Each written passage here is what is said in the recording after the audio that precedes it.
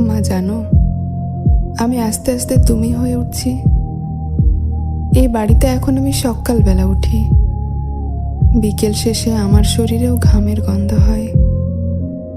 এখন আর সারা সপ্তাহ ধরে সানডে প্ল্যান করি না, কারণ তোমার মতো রবিবারে এই সংসারের বেশি কাজ।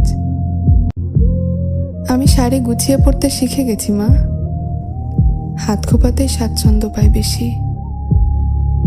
সারাক্ষণ আর মুঠো ফোনে মুখ গুজে থাকি না, ঘড়ির কাঁটার সাথে সবসময় তর্ক করি। ছাতা ভুলে গিয়ে বাজার ফেরত অকাল বৃষ্টিতে ভিজতে বিরক্ত লাগে, যে বৃষ্টির প্রতিটা ফোঁটা দুহাত মেলে উপভোগ করতাম কোনো এক সময়। কাটা আঙুল নিয়েও দিব্যি মশলা বাটি জানো, রেগে গেলেও চিৎকার করে আর বাড়ি মাথায় তুলি না। এখন বুঝি ধুলো পরিষ্কার করতে গেলে আগে কতটা ধুলো মাখতে হয়।